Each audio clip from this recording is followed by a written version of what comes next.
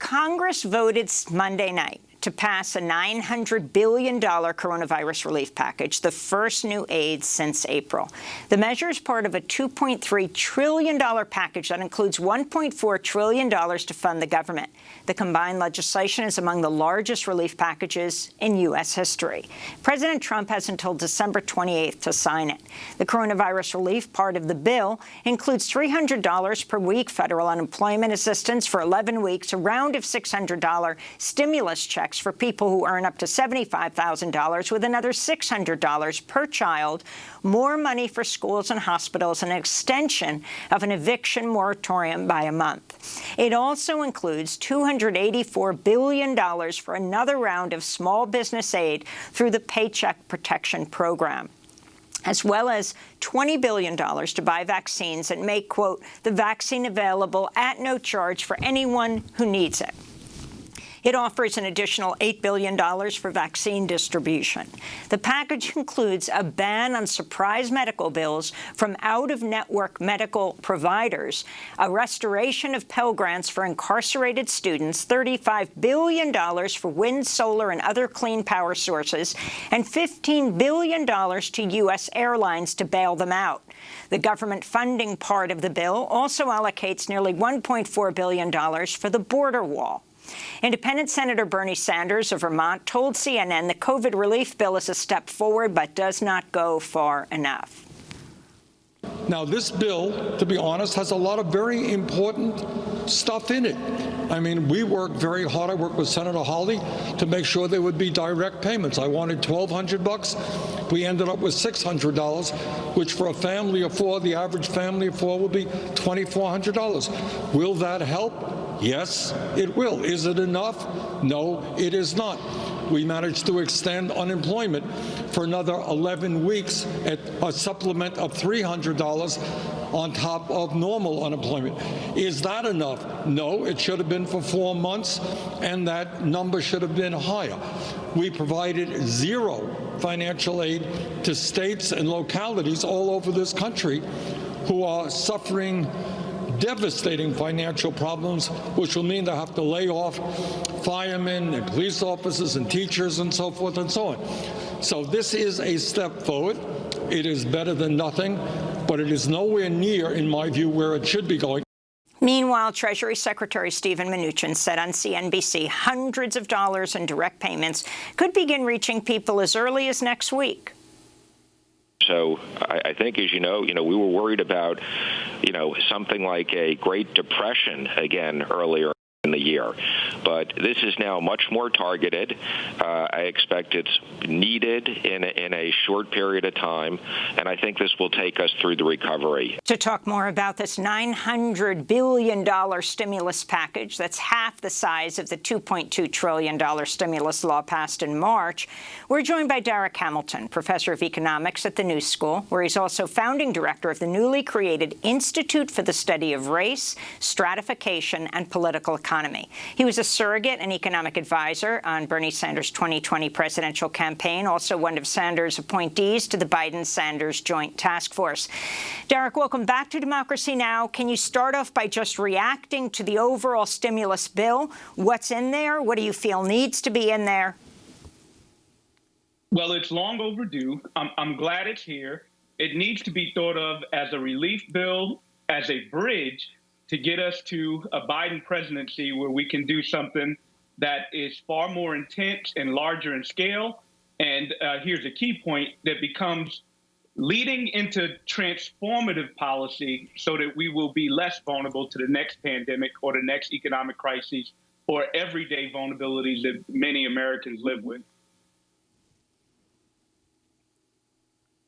My concern is, well, I see some excellent provisions in this bill that were not in the previous bill. For instance, there is now an allowance for a family where perhaps one person, one wage earner in the family does not have a Social Security number, may possibly be undocumented, that they would be able to count in terms of being able to get payments and actually even retroactively from claim it on their next year's taxes for the previous stimulus that they were not eligible for.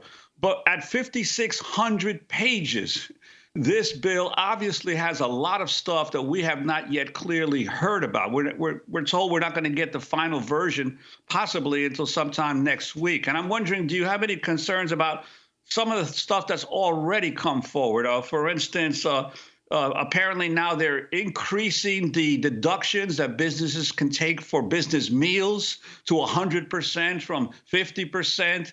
They're allowing controlled foreign corporations to be able to bring back their income from abroad without having to pay taxes that they've been sheltering abroad. There's all kinds of other provisions, including an expansion of the new markets tax credit, which has always been to me a scam for real estate investors to make super profits, a $5 billion expansion of the new markets tax credit. And we don't know much of what's still in the bill. Your concerns about that? I mean, you're spot on, Juan. We certainly know that Washington politics includes pork barrel politics and some cronyism where we're going to get things into the bill. And that's problematic. And the fact that it is so long and it just got released and we haven't had a chance to dissect it, these are all problems. But there are also some positive things in there that we should recognize. And the politics of having those positive things in the bills becomes very useful as we get rid of that politics of the past where we load bills with all sorts of special interests that aren't aimed at the American people. You know, for example, a recognition that education itself needs to be an industry that we invest in. So there's $82 billion in there for education. There's a relief set aside for transportation. You and I both know that there needs to be some money in there for state and localities as well, and that's not in the bill. So there's a lot of problems.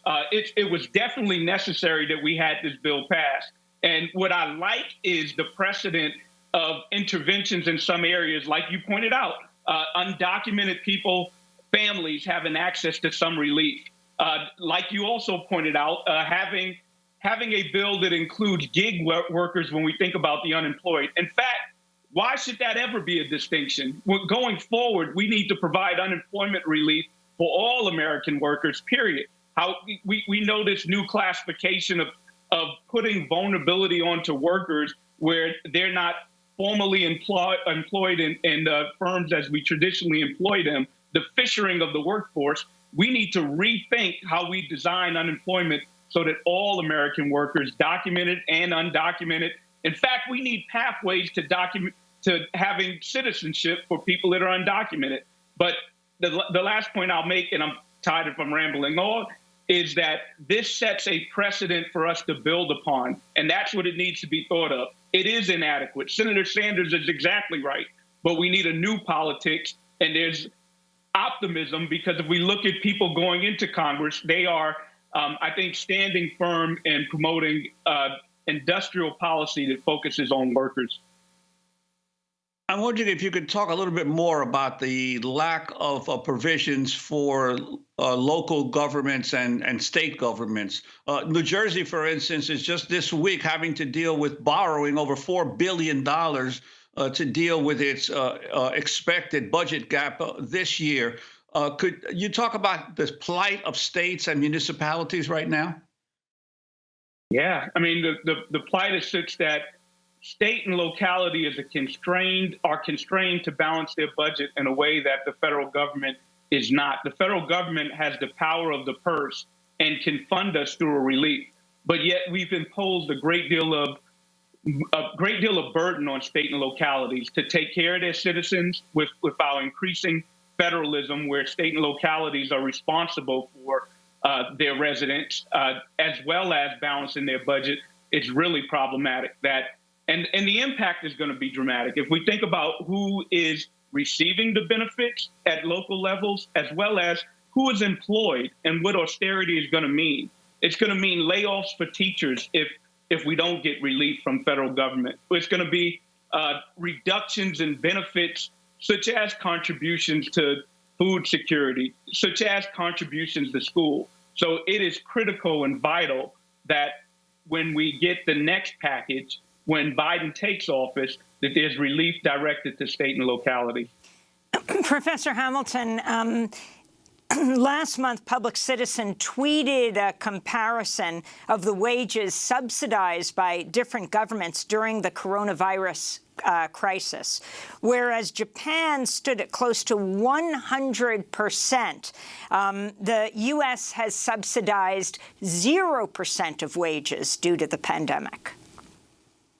Yeah, I mean, a paycheck protection program is what we have right now. But if we had a paycheck guarantee, that would be more direct, bigger in scale, and provide more security.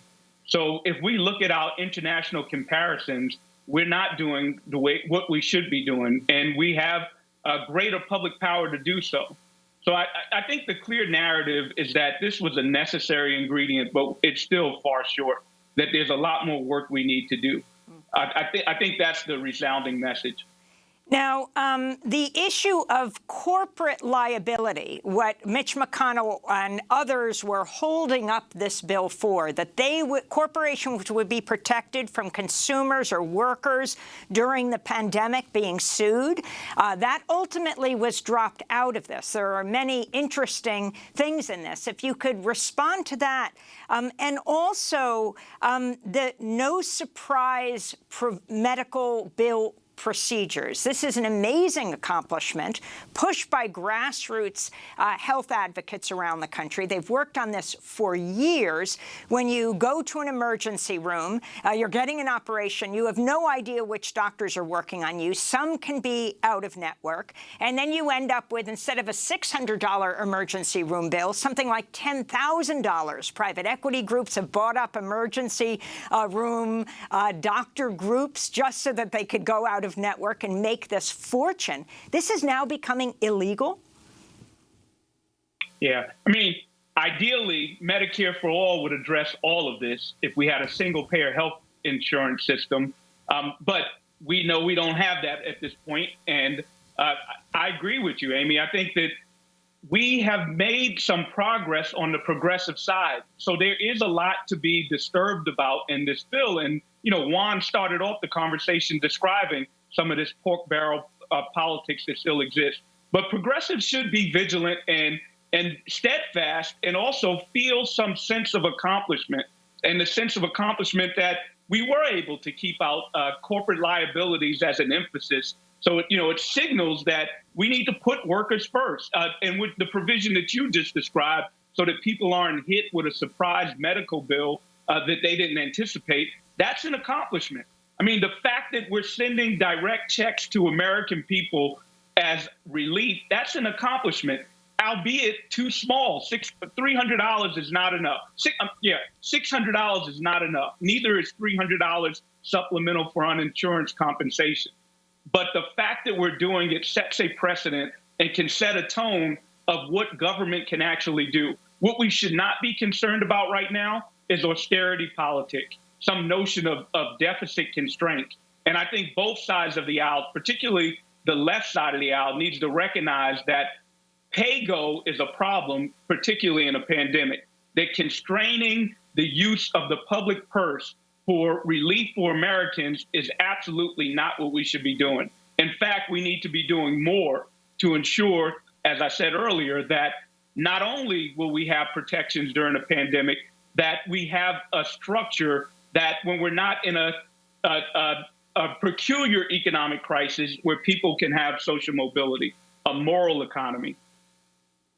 One of the other positive aspects of the bill, it seems to me, and that could be credited to the pressure of the Sanders campaign and the left of the Democratic Party, are the provisions on addressing climate change in terms of actually, apparently, expansion of credits for solar installations and for research into wind power and longer serving batteries. Could you talk about some of those provisions? Yeah, I mean, to be frank, Juan, I don't know the specific details on it, but I think it goes right back to that narrative that, you know, there was ridicule directed at Bernie Sanders as if he was holding the bill up. But as we can see, there are provisions in there, and he's not alone. There's a whole conglomerate within Congress right now that's fighting for the rights of Americans. And I think that momentum is illustrated in this bill. And that, to me, is what we should be celebrating and focusing on also, the fact that we do have a pathway forward. And you cited one, climate change.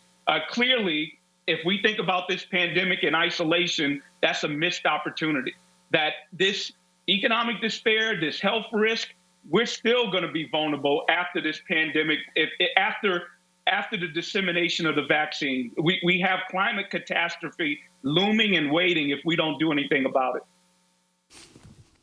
Finally, Professor Hamilton, what do you think the Biden administration should do, President Biden should do first thing when he is in office, both through executive action and just pushing forward economic recovery? What's most critical?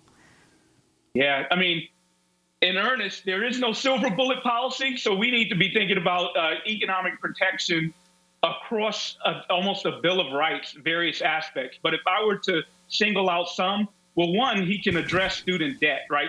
We're going to have this benefit cliff. Even, the pandemic legislation included moratorium on evictions, moratorium on foreclosure, as well as some relief for students with regards to paying back their debt.